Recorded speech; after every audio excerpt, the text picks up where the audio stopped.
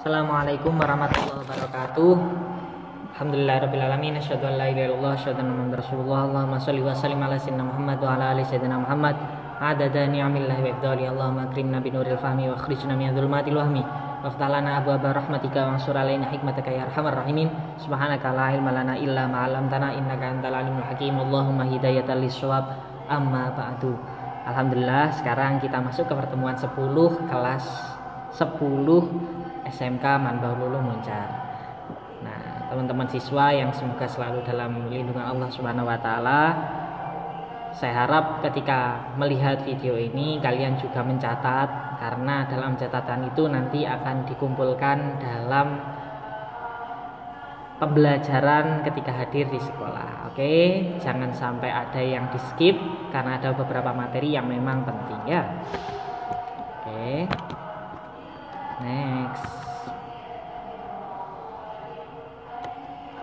Kita akan membahas tentang kompetensi dasar 3.9 dan 4.9.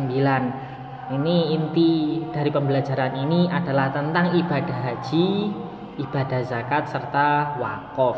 Nah, haji dan zakat adalah ibadah langsung berkenaan tentang rukun Islam yang ada 5. Yang pertama adalah syahadat, sholat, zakat, puasa, dan haji. Nah, ketika haji dan zakat sudah wajib dilaksanakan, berarti dia sudah melaksanakan rukun Islam. Nah, semoga kita bisa sampai ke tempat yang dinamakan Baitullah atau haji ke Makkah Al-Mukarramah. Amin ya rabbal alamin. Oke, next.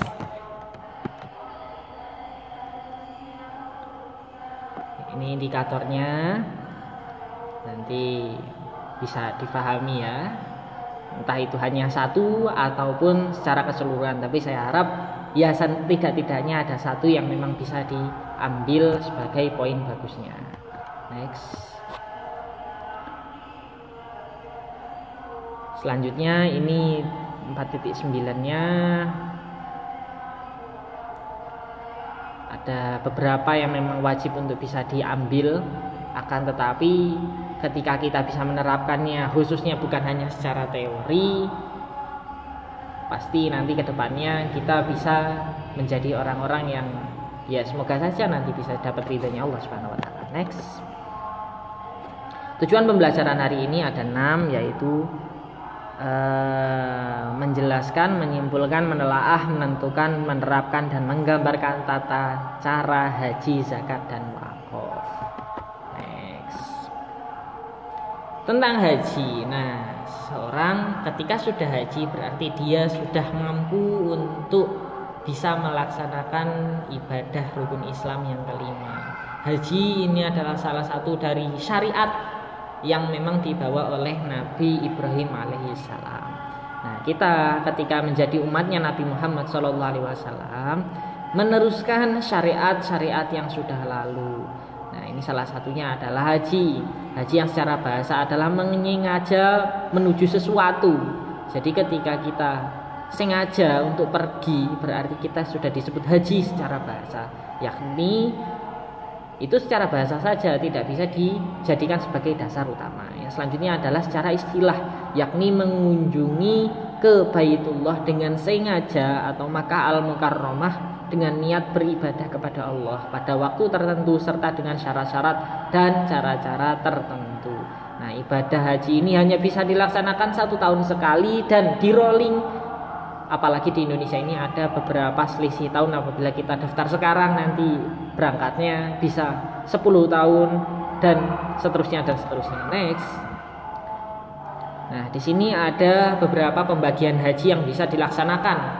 Haji ada yang tamattu, ada yang qiran, ada yang ifrad. Nah, di sini sudah jelas bahwa ada ibadah yang bisa dilaksanakan setiap hari, ada ibadah yang bisa dilaksanakan setiap tahun.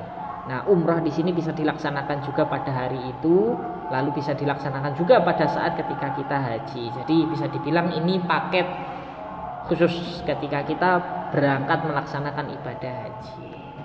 Tamattu, ada qiran, ada ifrad. Next, kita masuk ke materi zakat. Zakat adalah kotoran. Kita wajib mengeluarkannya. Bagaimanapun keadaan kita, kecuali kalau memang kita sudah masuk ke dalam asnaf-asnaf yang memang kita sudah tidak wajib membayar zakat kita sendiri, tapi tetap kita wajib membayar zakat untuk orang yang memang kita nafakoi, seperti contoh adik, seperti contoh orang tua apabila orang tua sudah memang tua.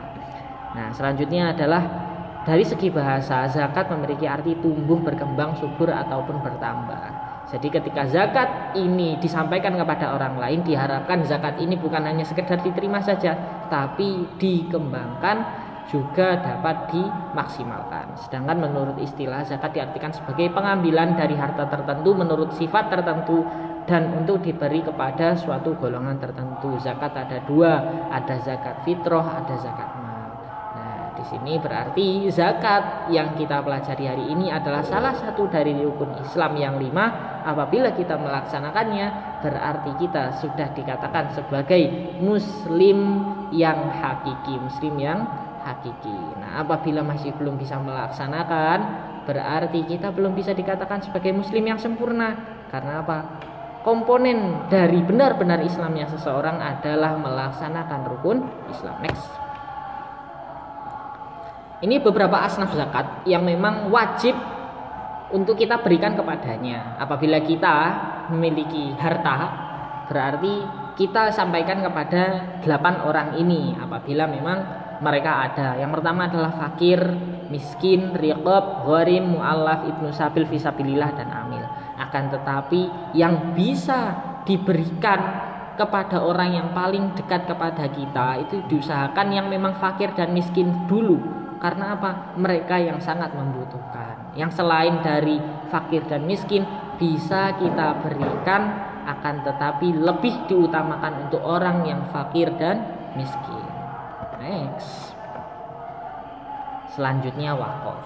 Nah, wakaf secara bahasa maknanya terhenti. Berhenti berarti sudah tidak bisa digunakan lagi atau sudah tidak bisa dimanfaatkan lagi oleh pemiliknya.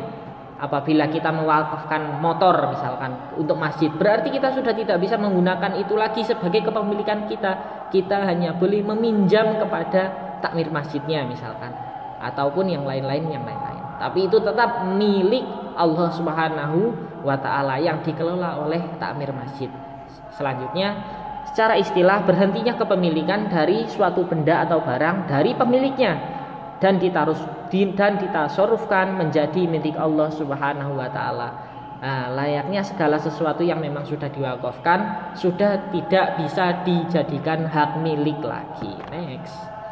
Nah, ini alhamdulillah dari beberapa poin tadi berarti bisa kita ambil kesimpulan bahwa haji, zakat, dan wakaf adalah syariat Islam yang memang kita diusahakan untuk melaksanakannya. Dan apabila memang kita lemah untuk melaksanakan haji, berarti kita masih belum diwajibkan pada masa itu. Tapi tetap ada kewajiban apabila kita sudah memenuhi kriteria yang bersangkutan. Haji berarti minimal sudah ada kesempatan, kesehatan, dan keuangan untuk bisa berangkat ke Baitullah.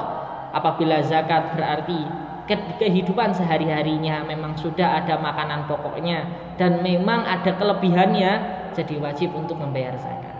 Apabila kita sudah masuk ke dalam kategori ekonomi sangat ke bawah, dalam artian makan 1 minggu 1 kali, rumah tidak punya, berarti sementara ini haji dan zakat belum dilaksanakan terlebih dahulu. Tapi itu tetap menjadi kewajiban apabila nanti sudah ada rezeki, sudah ada kesehatan untuk melaksanakannya. Alhamdulillah, materi pada hari ini saya cukupkan. Ihdinas siratal mustaqim. Assalamualaikum warahmatullahi wabarakatuh.